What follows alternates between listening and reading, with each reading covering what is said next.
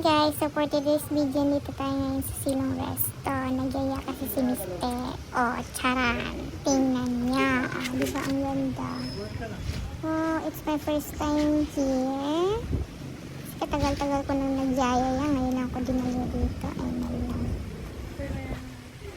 Tingnan niyo guys. Ang fresh ko ng hangin.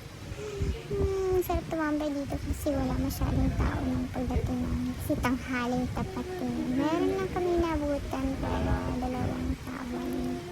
Siguro nag-date. Tingnan nyo yan guys. Pero limited lang yung mapagpipilian sa menu nila. Tingnan nyo. Ang hangin. Kaya pa. Tingnan nyo yan.